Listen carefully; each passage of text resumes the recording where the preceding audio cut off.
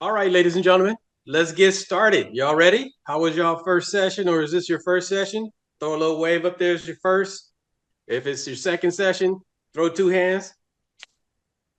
Right on. That's good. Thank you, y'all. Thank you for that response. My name is Rodney Ennis. I work here at UC Berkeley. I am a senior mail processor, 13 years. Let's see. I have the pleasure to welcome everyone to the conflict resolution in the workplace, why identity matters, presented by Hanna Bankier. Hanna, an MAACC, helps organizations and individuals realize sustainable results by aligning employees' performance and organizational challenges. Her domain is to guide organizations and individuals in adapting to change and achieving more positive cultures. She works with organizations to elevate the performance of people while creating energized and productive teams. In addition to setting standards and inspiring people to move strategies and plans into action, she adds her insights, knowledge, capabilities to shape policies, make decisions, and rally enthusiasm for change. She's a speaker, a content creator, executive coach, and an OD practitioner. Some of us call her an OG practitioner. Ladies and gentlemen, Hanna focuses on connecting people to possibilities. Hanna, it's all you. Let's go. Hanna Bankier, ladies and gentlemen. Thank you, Rodney, for that beautiful introduction. And thank you also to Christina. I love presenting when I get to have my co-pilots with me. So I'm going to bop back and forth between me and the screen. So let's start showing you my first fantastic slide. This is what we're going. So hi and welcome. I'm super excited that you're choosing to be here with me talking about something as exciting as conflict. Most of us hear conflict and we just want to run the other way, and you're choosing to be here in this room. So kudos to you. We're here to talk about conflict resolution and conflict in the workplace and the role of identity, where we're going to explore how identity is a part of shaping the conflict and also the outcome of said conflict. So why are we talking about conflict? Because it is part of life. At work, at home, everywhere. We can't get away from it. This is going to be, my hope is, an interactive workshop. And so I want to make sure that you have the action guide handy. And if you didn't get a chance to print it or download it ahead of time, I know that Christina put it in the chat so you can open it. And this is a resourceful bunch of folks. So whether you got that printout or not, I am sure that you have, some way to capture all the yumminess that's going to come your way in the next hour or so. So whether that's your computer, a journal, or a scroll, whatever, make it work. You can figure it out. I have all the confidence in you. I also want to say, when it's a workshop, as you all know, the more you put in it, the more you're going to get out of it. So please go with me to the places, even if it feels scary. I'm here to hold your hand along the way. We're do a little housekeeping. So as Rodney said, this is a recorded session, so you do have access to it and can go back. But when we do the breakout rooms, and we're going to have a couple of those, I want us to really employ Vegas rules, meaning whatever somebody else shares with you in that room stays in that room. Of course, you're free to share your own, experience and learnings and examples with all of y'all, as all of us, as far as you feel comfortable doing. But what anybody else's shares is for them to continue talking about.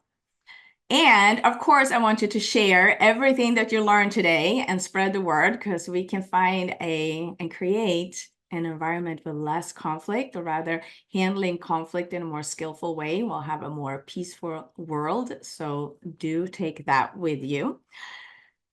Camera on if it's available to you. I love seeing your beautiful faces, and it also helps me sort of gauge where you're at, and if you're tracking, or if I'm talking too fast, or if I need to slow down, like whatever that is. So thank you. Oh, love it. Seeing all sorts of cameras popping up, right? Because see, when we ask, sometimes we receive. So thank you for indulging me in that. We're going to use the breakout rooms. There's going to be an opportunity to hang out in the chat and share your insights there as well. We're saving Q&A for the very end.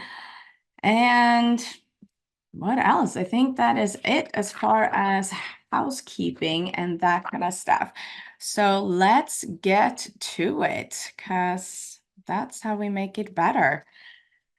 So you're in the right place today if you have ever experienced conflict in the workplace. Sound like you? I kind of figured, because a whopping 85% of employees report experiencing conflict at work. So regardless of what you have tried before to avoid, prevent, or resolve conflict, I'm going to share some tips and tricks and tools and perspectives today, expanding your thinking and your toolkit and giving you tools that you can start using right away. And you're going to have at least 3 takeaways today, ideally many, many more. You're going to walk away with a new understanding of conflict and the importance of identity. You're going to get tools that you can start using right away. And also you're going to get this understanding that conflict just is. And we have more choice than we think. We choose what we're going to make out of it. So is that something you can use? Raise your hand, pop an emoji in the chat, something. Yes, awesome.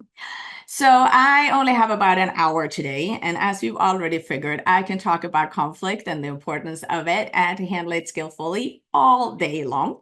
Since we don't have the time and the capacity for that, I am going to give you a lot of actionable insights today, but I can't give you everything that you need in an hour. So at the end of the presentation, I'm going to give you a way to continue the conversation should that inspire you. Sound okay? Awesome. Yes. All right. So who am I? As Rodney said, my name is Hanna Bankier. I'm an immigrant. English is my second language. So if you hear my accent or if I stumble on words, that's what comes from it. I am all for helping people communicate more effectively and as effectively as possible.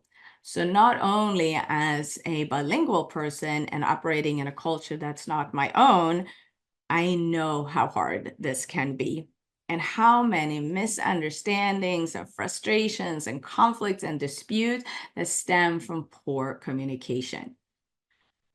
I spent about 20 years in the television industry, and I left my vice president position to do more what I really enjoy, which is connect people to possibilities. I hold a master's in organizational development and a certification from ICF, and that's the International Coaching Federation. And today I help successful leaders. And let me just do a little parenthesis here to say that a leader is everyone, regardless of title. You are CEOing your own life. You're a leader wherever you show up, should you choose to develop your leadership skills. So to me, a leader isn't a hierarchical title position.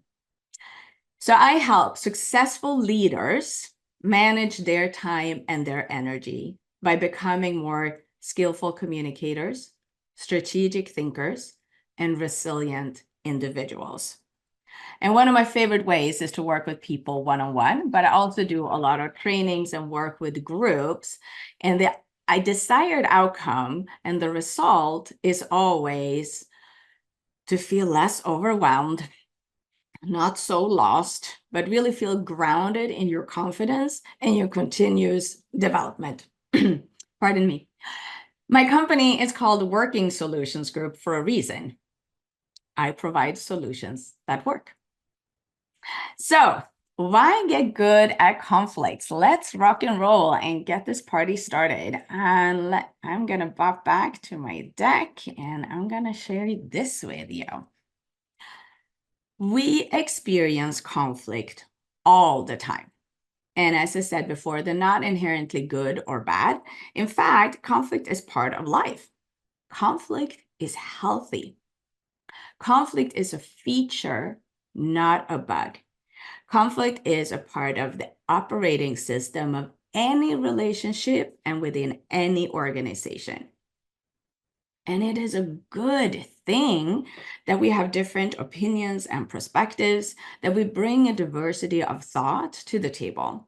We want to avoid groupthink, and we want to take as many perspectives into account as possible when we're making decisions, especially in the workplace. Conflict just is. You decide if it's going to be productive or destructive, all based on how you're handling it.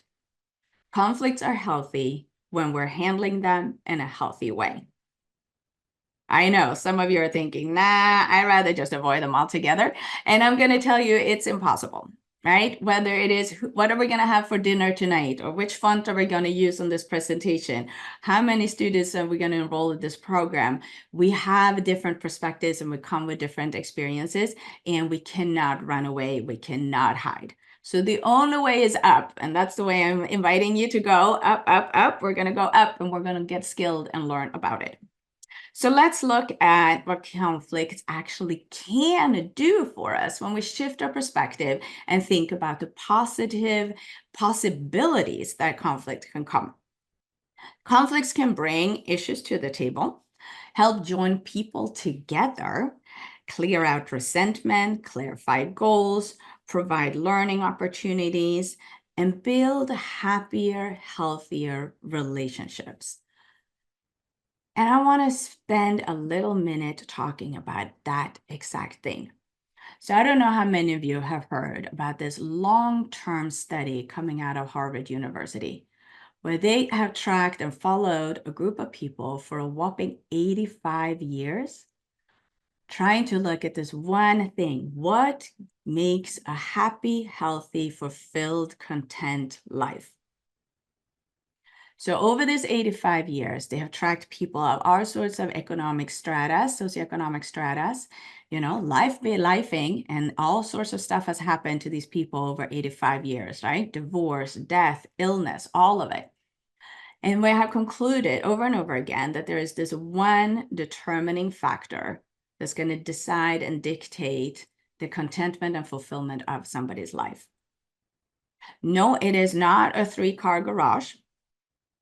Nope, it is not a closet full of Prada purses, although one could really think that could contribute, but no, that is not it. The one sole determining factor is the health and quality of your relationships. So when we take that into account and we realize that this thing called conflict isn't going anywhere, let's up level. So you saw on the slide all these beautiful things that conflict can bring, but conflicts can also take a tremendous emotional toll, impact your mental health, impact your career negatively, and spread like a virus within the organization, right? Just cascading through an organization, lowering morale, lowering productivity, impacting the bottom line and the impact that organization has. Conflicts can get real expensive real quick. So, options. Of course, we have options. We have choice. We can get good at them. So you're going to be perceived as more skillful, right? By becoming more skilled in conflicts, that is, again, up-leveling your leadership skills. You're going to be seen as a peacemaker. In a way, you're going to future-proof your career. That sounds pretty exciting. Successful organizations are nurturing a culture of trust, collaboration, and appreciation. And conflict, as we know, is part of any organization. So how do we deal with them? So we're going to talk about a conflict.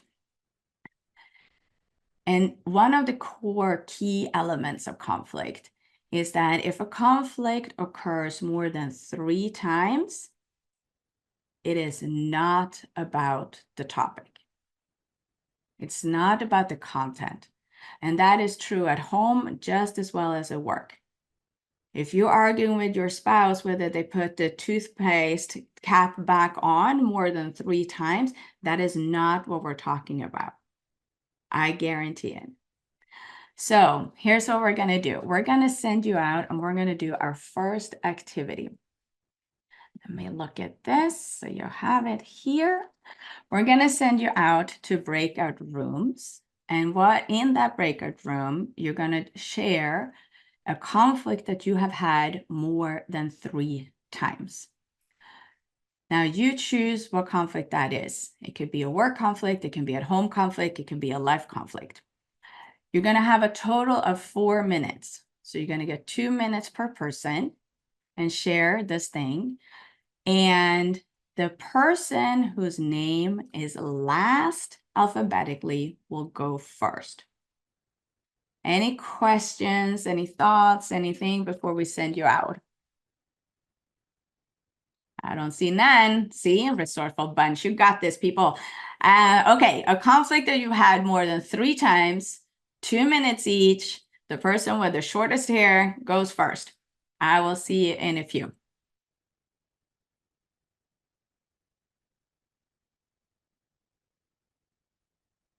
Or so I think. Is Christina on it? I don't see her anymore. There we go. Here's Christina.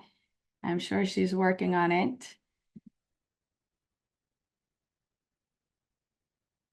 I can't hear you, sweets, but we're going to just sit. In the meantime, how about I share a quick little nervous system. So you all have heard about the nervous system and how it so easily can hijack us. So the easiest way when we get nervous is a quick breathing exercise. So why don't we just do it together? So it goes like this. We're going to inhale 2 quick breaths through our noses and then do a long exhale through our mouth. I'm going to demonstrate.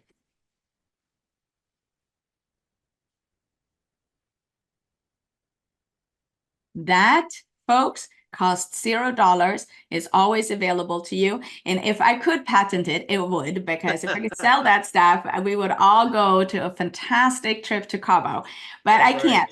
So this is what I got for you. But we can always utilize it. So there it is for you. Whenever you feel you're getting, the anxiety is taking over, your blood pressure is pumping, you can just, and it looks like Christina is working on figuring out our breakout rooms.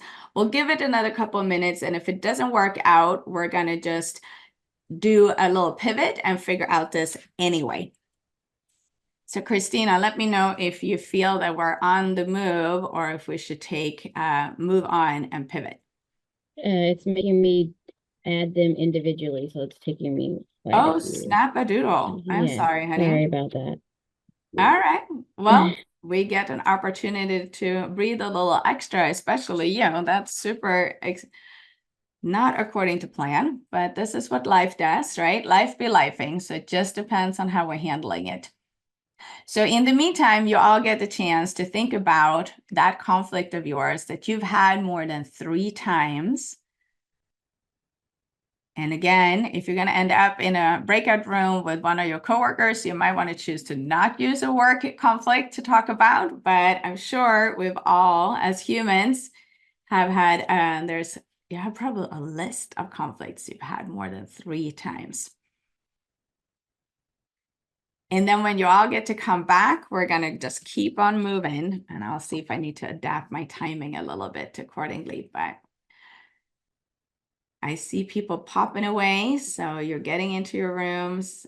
This is looking good. Thank you, Christina, for sitting and doing all of that manually. That's a lot of work. A lot of flexing some right here, right now muscle.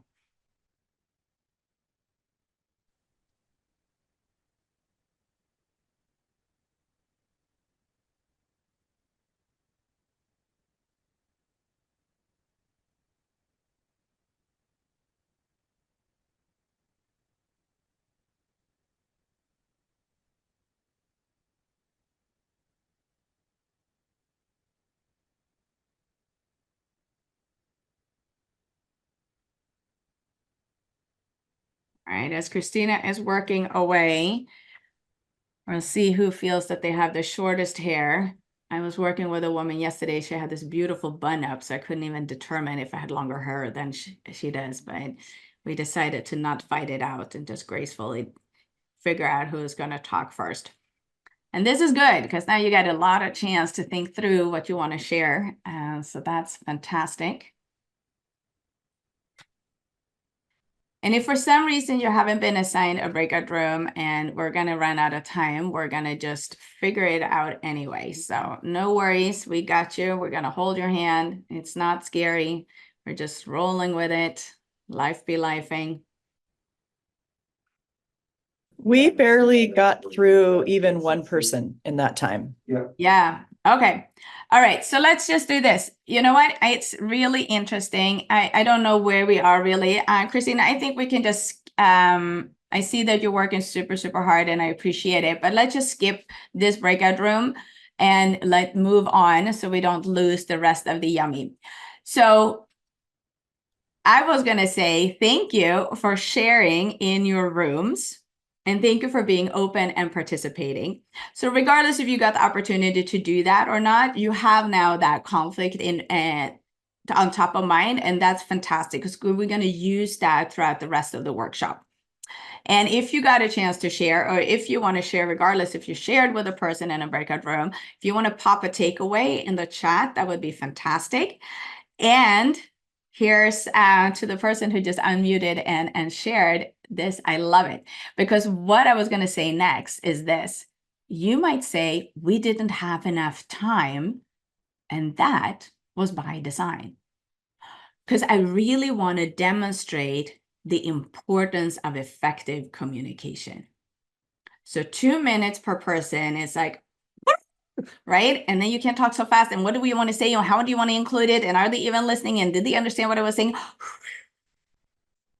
Effective communication makes such a difference, even if a 4-minute breakout room. So let's move on. And I want to share this with you. And hold that conflict in mind for you, because we're going to come back to it. When we are in a conflict, we get to decide the following. We get to decide what we want to keep, what we want to challenge, what we want to change, and what we want to discard. And that includes your identity. So the elements of conflict are the following. There's the perception of incompatible goals by at least 2 people. There's the degree of interdependence. Who are we with each other and to each other? How it is expressed, what styles and tactics are we going to use? And then this idea of scarce resources. And those resources can be a number of different things, right? It can be time, it can be money, it can be power, it can be self-esteem. It's all in there in the conflict. And conflict in goals and interests is, as I said, part of most organizational charts. It's part of the setup that different departments will be at odds with each other. We have different goals, right? The sales department is feeling like, oh yeah, I got it when they're selling, regardless if production is like, whoa, whoa, whoa, calm down. We can't keep up. We're feeling overwhelmed. So what do we do then when I have these 2 different interdepartmental goals? Are we going to make it personal? Is the head of sales really just a jerk making my life hard? You choose. So again, conflict at work impacts your career development. And here's something I want to say. I'm going to say probably a couple, triple times. You can get skilled at this because you are your biggest asset. And whatever investment you make in you will always pay off, right? You'll have the ROI, the dividend, the benefits, whatever word resonates with you. That is the place to make your investment. So when we have goals and interests in a conflict, what is it that we want from each other? Sometimes we don't even know what we want. We just know we're unhappy with the situation. It irks us. Something is off. So when I mediate and coach around conflict, the surface goal, like this topic of conflict, is usually quite uninteresting. That's not where it's at, right? Oh my God, they don't respond to me in a timely manner. They don't give me the reports in time. They give it their contribution to the reports way too late. They're just not staying in their lane. They don't respect me. They ... That is what we think that the conflict is about. It's not. Instead, I work with the conflicting parties on naming their power dynamic, their relationship, their identities, and their common goals. And that way we can much quicker get to the heart of the issue and really figure out which of these goals are really at stake. So we're going to look at the different kinds of types of goals and interests that come up. And we're going to use this nifty little acronym called TRIP. So the T, topic. What is it that we want? Is it a raise? Is it support? Is it recognition?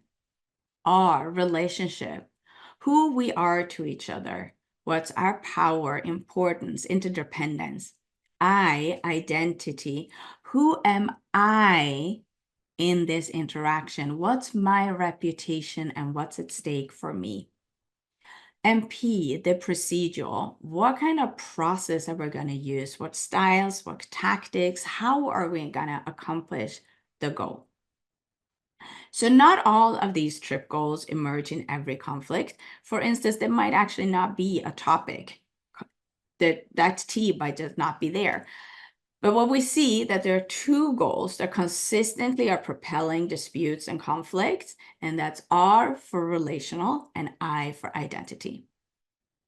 And mostly there's multiple topics at play in a conflict, and conflicting parties are usually just focused on the topic and the explicit topic goal, which is why we're not getting very quickly, very far. So by naming the multiple goals for each of the participants, we can find the overlapping goals and we can build the common ground for discussion. Unresolved conflict is really costly and can come with tremendous negative impact. For instance, when doctors and nurses are in conflict with each other in the hospital, their workplace, it can directly impact patient care. It can have disastrous, consequences because I'm not talking to her, or they are snarky to me, or they are whatever. But when you're in the operating room, there is no space for unskilled conflicting resolutions, right? We have to just be a team and get to it. And a department head conflict can cascade down an entire organization. So let me share a story. A client of mine in the food industry asked me to help to resolve a conflict. There were two interdependent department heads, and they were barely communicating with each other. And when they did, it escalated to yelling and door slamming pretty darn quickly. And as you can imagine, that was an unsustainable situation, and it impacted the entire organization. People were picking sides, then now other people weren't talking with each other, and there was a lot of shaming and a tremendous amount of blaming going on. So the intervention that I picked, because they were not even talking with each other skillfully at all, was one-on-one coaching. So I went in and I worked first, with one and then with the other, and then they got homework every week. And now, not that much longer after we started working together, the only conflict that they have is choosing which restaurant to go for lunch. So when we dig into it and we don't run away from it and we deal with it, there's some tremendous breakthroughs. And as you can imagine, the entire organization now is like just exhaling, and they can all show up as their best selves. So luckily, we can all get better at handling conflicts. Conflicts are relational, and they're often about identity. Are you threatening my identity and how I see myself? Well, then I'm probably going to get defensive, and we escalate, and we're off to the races. So our identity is what we're going to dig into. Here's my next slide, and it looks like this. So you have many, many different identities, right? And they show up in how you interact in the world, how you're expected to be received and perceived. So if you go to your action guide, you'll see the same chart on your action guide. So I'm going to explain these different pieces. And I want to say that in different cultures, different places are valued at different rates. So for instance, here, when we look at gender, no, let me back up. Basically, you can be what we call an up or an down for each of these different categories. And an up is the one with more influence and more power, just perceived based on what you look like. So let me now go through them. Gender, male. Are you an up or are you down? Age, between 30 and 50. Can't be too young because then you're not taken seriously. And then if you're too old, oh yeah, you're just too old. Socioeconomic, right? Middle and upper class. Religion in the US, Christian.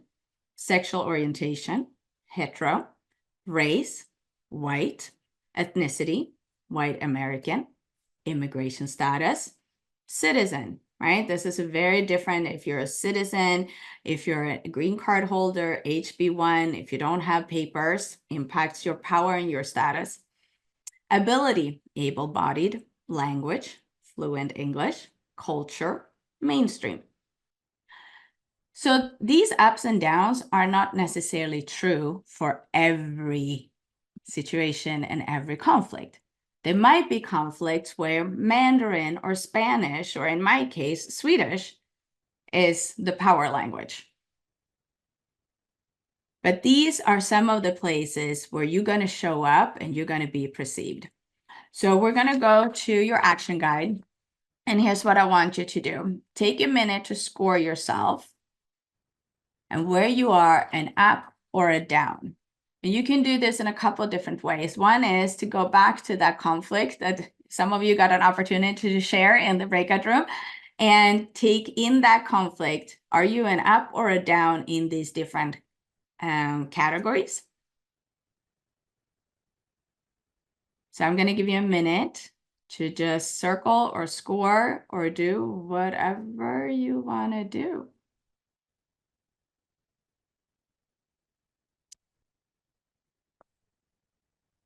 And I have somebody else's screen showing on mine right now.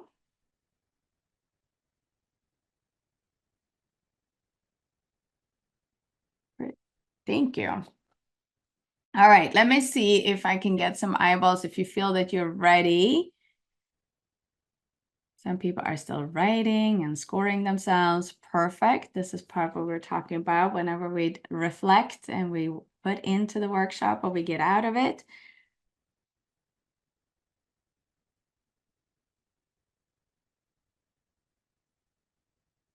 All right, thank you so much for participating. And I'm curious, is there a category out of here that you feel is missing? Is there some category that you would want to add when it comes to identity and relationship and perception of power? Please pop it in the chat. I would love to just get your take on it. And while you do that, I'm going to go and go to our next slide. All right, so here's what we're going to do. We're going to talk about the role of identity and the different parts. And in the workplace, right? We have a sense of belonging. We have generations. We have emotions. We have self-identity. And that is what we're going to start diving into. So we have now a whopping 5 generations in the workplace since last year in 2023. This is a brand new situation to have this many different generations coexisting in the workplace. And we can look at generations in a way as cultures and identities and harness the power of that intergenerational diversity. Generational differences and norms comes with when it comes to technology, communication, leadership, very, very common. We all come with our different perspectives and preferences. And depending on when you enter this world, what you have experienced, that shapes your identity and your idea of how it's supposed to be in the world. And these different traditionalist baby boomers, Gen X, millennials, and Gen Zs, all these different generations come with these different ideas of what is an ideal workplace environment. What kind of values and idea of what work is and what it should be and how we should work together and which communication styles should be used based a lot on what works for me. What am I used to?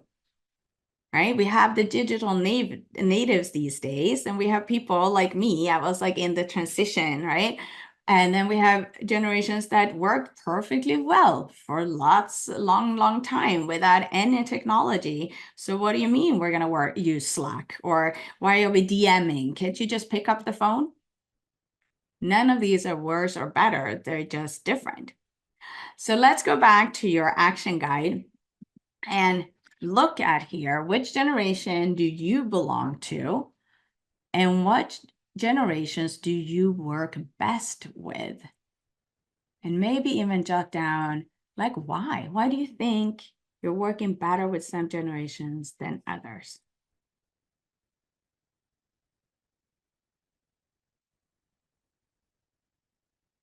And Christina, I got a request in the chat to put in the PDF to the action guide. So would you mind dropping that in again? Thank you.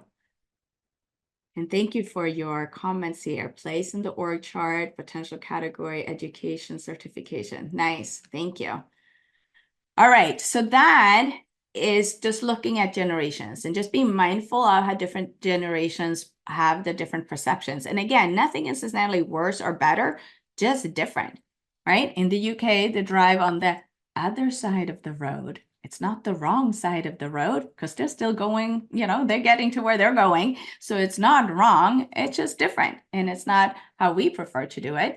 And driving in the UK can be terrifying and used to driving on the same side of the road that we're doing here in the US. So we're going to look at our next category, belonging. The sense of belonging is crucial. We are social creatures and we all crave a sense of belonging. And in the workplace, that can look in so many different ways these days. Some of us are working hybrid, some of us are working remote. There might be an affinity group that I feel that I belong to.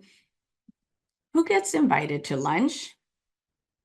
Who has a direct line to the boss who can just walk down the hall and knock on the door? Who's just bumping into somebody on the way to the water cooler? Who needs to schedule a one-on-one check-in via Zoom that takes 3 weeks to find a time that's probably going to get rescheduled twice? Are you part of a coalition working really well together with a team and you're feeling so juicy and you're all uplifting and supporting each other and you're like, dang, I can do this. We're part of a coalition and a fantastic team. Or are you part of a clique?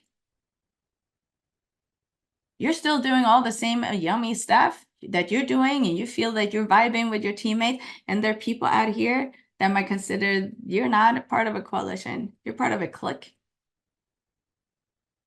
I don't know. You tell me. So who is on the in? Who is on the out? What happens to our sense of belonging and identity when we're not in the in group?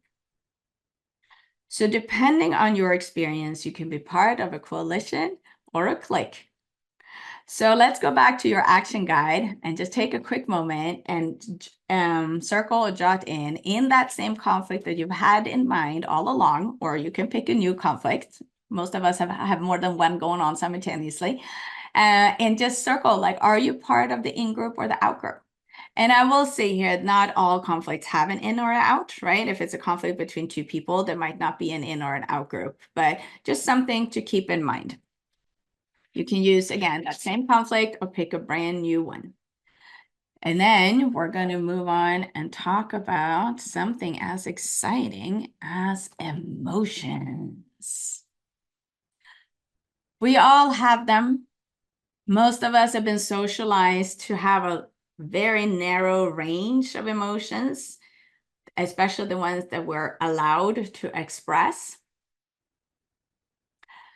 Emotions are both responses to what's happening in the external world and what's being generated by our own thoughts. And conflicts always happen in the emotional dimension. Some emotions beyond anger that often come up in conflict are loneliness, sadness, anxiety, disappointment, and resentment. Emotions also come into play when we're talking about identity, in that most of us are identifying with the emotions that we feel. How often do you say, I feel sad, or I feel excited? Using that phrasing indicate that we are our emotions, or not.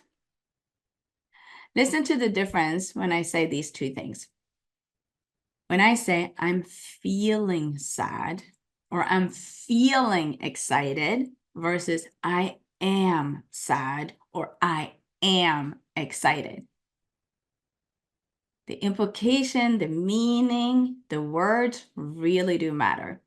When I say I'm feeling sad, I'm no longer identifying with that emotion.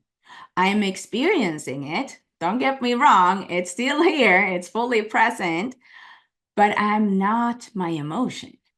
Feelings are not traits and they're not characteristics. They're not who you are.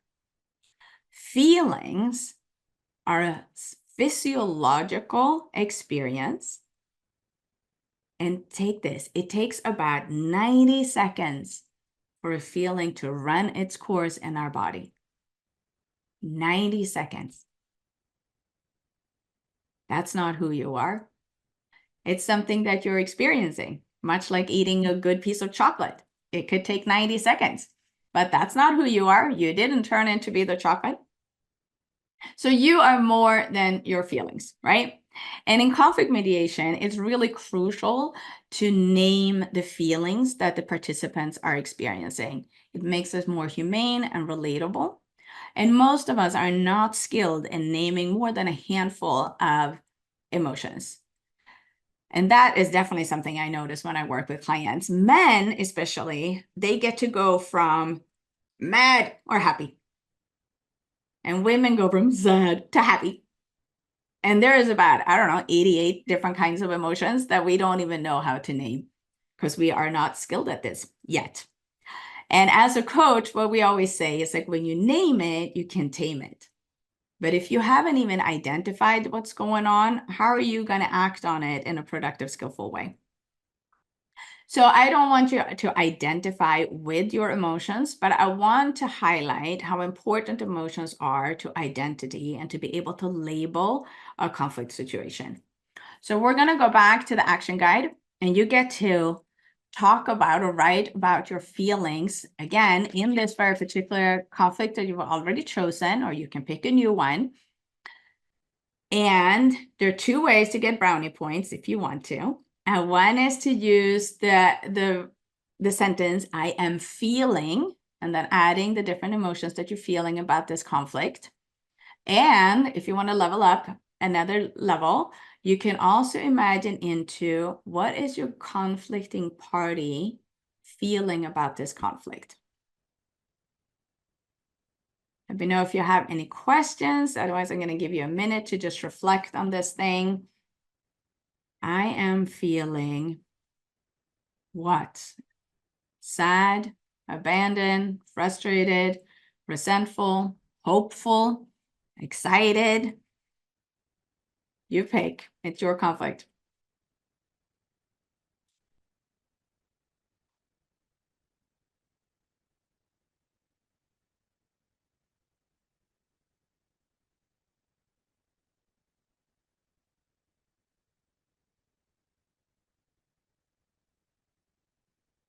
All right, I see eyes back on me, so it seems to me that you have written down what you are ready to write today. And of course, you can always go back to this handout and reflect further. So we're going to go and talk about self-identity. How does each person see themselves in this particular interaction and in this particular conflict? How I identify as a person, my traits, and how I show up in the world informs how I expect to be received, my reputation. So when I work with clients who see themselves as a good person, we usually have a double whammy in that they also have an internal conflict. How am I as a good person in a conflict? Claire, a client of mine, she was almost as upset of being in the conflict as over the conflict itself. To her, the conflict was happening to her, and it shouldn't, because she's a good person. There was this idea that good people don't have conflict. And there was inner tension, and the inner intention, I want to be seen as a good person. That was her reputation that was at stake. So Claire and I, we examined her beliefs and her assumptions, looking at where they came from and whether they served her or not.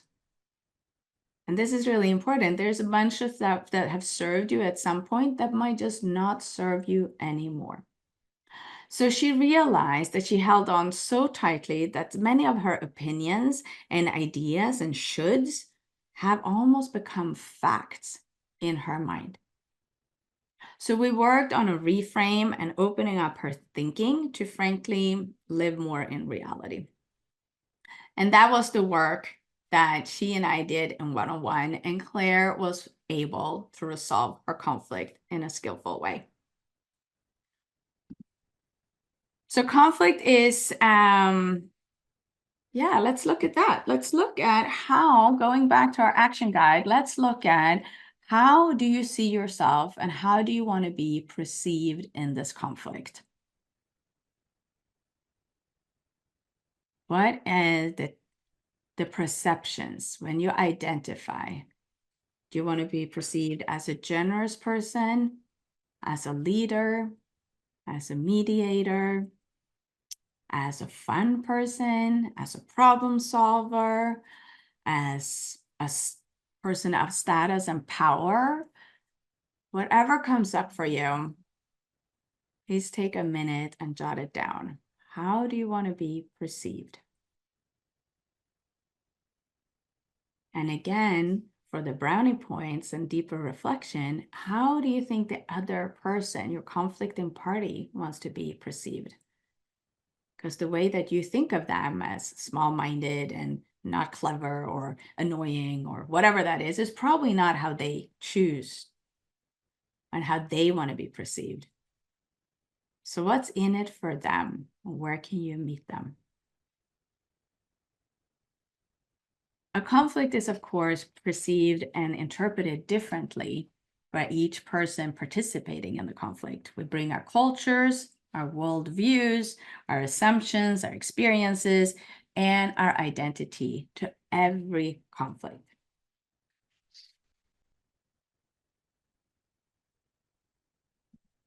So once we have identified how we want to be perceived, we can then look at how do we communicate that? So communication is key. Again, going beyond that T topic, the surface reason for the conflict is when we go down deeper to the underlying issues. Why is this helpful?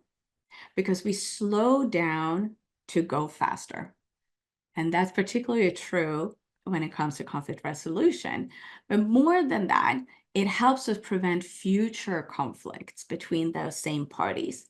By increasing the knowledge and understanding of self and other, we create stronger foundation to build up upon when next time there's a pebble in the shoe.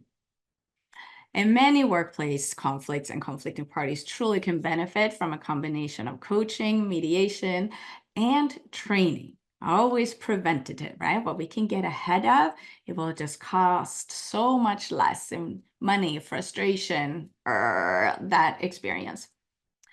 So communication. Coming in and working with a team or an entire department and learning to see them grow together is so incredibly rewarding. And I love to see how the skills and tools that you can apply anywhere, right? These are just as effective at home as it is at work, and you can start implementing them right away. Getting ahead of conflict, taking that preventative approach is the safest investment with the biggest ROI. And that's the case for a design company that I worked with. The CEO was reaching out and saying there's some rumbles in the top team. And the intervention that we chose, because he was kind of hedging, he didn't want to put people out and say these people are in conflict with each other. So he and I co-created a little bit of a sneaker approach, if you will, which was that we decided to take the entire top team and elevate their game together. So we co-created and designed a series of workshops when it comes to skillful communication, giving feedback, and talking about conflict. So nobody was ever called out, but because they learned together and they got to implement and utilize their skill sets together, the entire organization was rising. It was like rising all boats. So when I checked in with the CEO recently, he said, it's still sticking, Hannah. It's still sticking. It's working. And he said, can you come back for a second round? Because I think we're like dropped off on a couple of these and we might need another little vitamin injection of getting our skills up to the par where we deserve to be, because nobody wants to come to work and be in conflict. Nobody wants to come to work and be resentful and frustrated and annoyed. And right, if we can put all of that aside and spend our energy and our time on actually getting the job done, imagine that. It'd be a beautiful day. It'd be a beautiful day. So when we expand and practice becoming more skilled communicators, we have fewer negative experiences, meaning fewer conflicts. More people feel more empowered, and when the communication is direct, and that's what we're going for. So mostly the conflicting parties will continue to working together when I come in and really help increasing their own EQ continuously through coaching and training, and that pays great dividends. And it's a lot cheaper than to have people quit or sue. We know that increasing the overall EQ within the organization, it starts with you, but it can just rise all boats. So that is a win-win style. So I had intended to do a second breakout right now, but considering how challenging that was last time, I think we're going to skip it. And instead, here's what I want you to do. I want you to go and fill out the part at the bottom of your action guide, which really is like, how will you approach conflict differently now, depending on, based on all the stuff that I have shared with you. That is, I'm going to give you like 2 or 3 minutes for that. And then when you're done, if you can pop into the chat, and we'll do it that way instead. I don't want to lose more time. So we're going to pivot, and instead of doing the breakout room, and if you don't have it in front of you, so basically what I've asked for is 3 different ways that you are going to approach conflict differently based on what you learned today.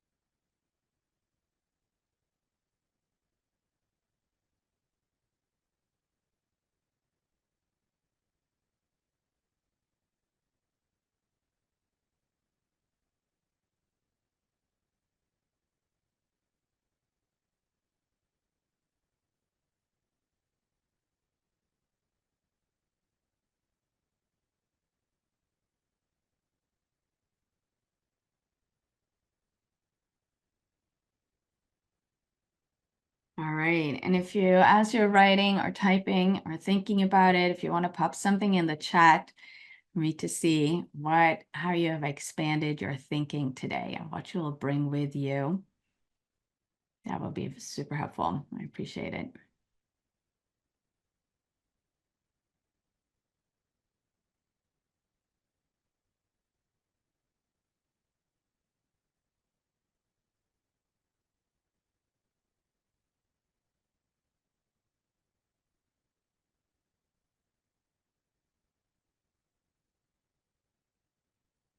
Yes, thank you, Mick. Identify more areas and categories where I'm up and more privileged.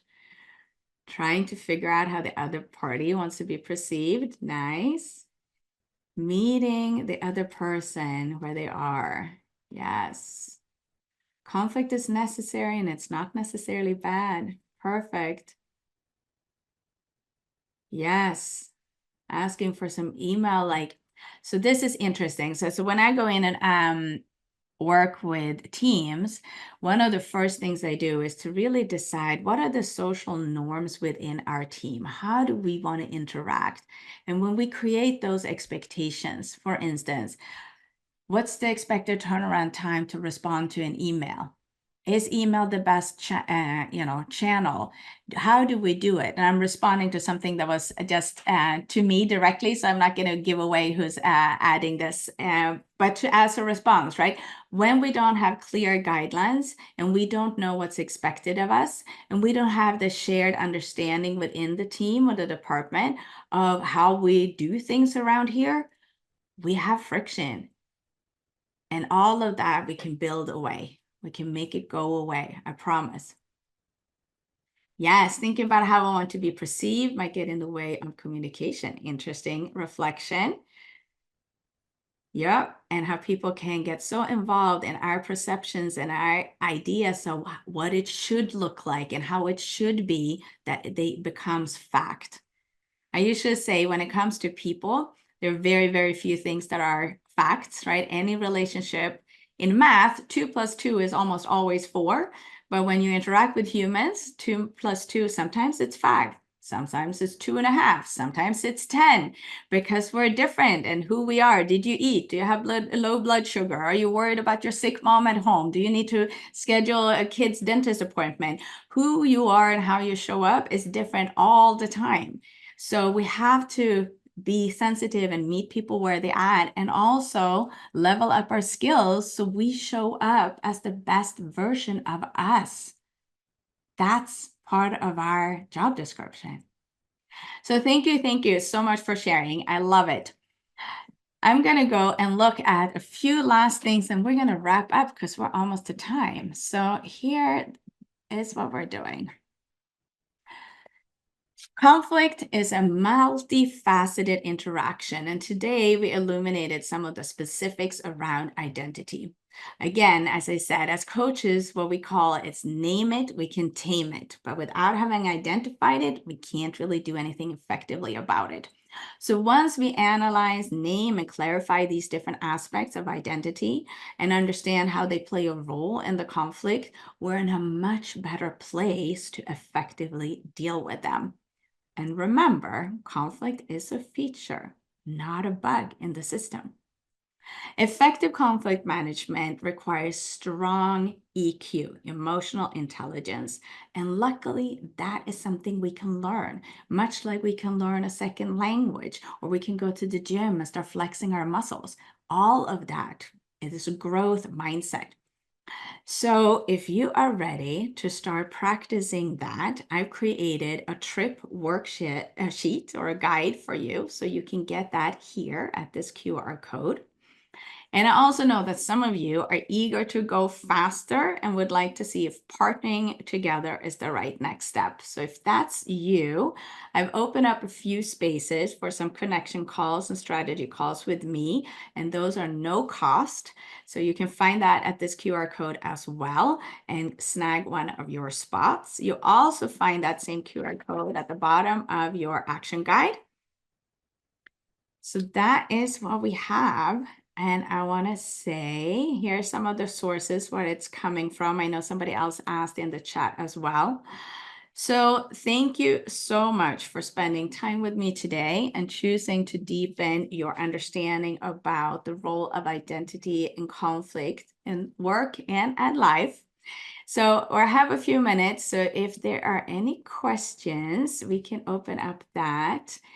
And I will scroll and see. And if Christina and Rodney, if you have picked up any questions along the way that you can help me with by just reading off, that would be helpful. Otherwise, we'll just see if somebody pops something in right now. And while we do that, I want to also share, there's a couple of slides that the conference wants us to make sure that you all walk away with. Here are some additional resources for you. That's part of the NOW conference. So I'm sharing that.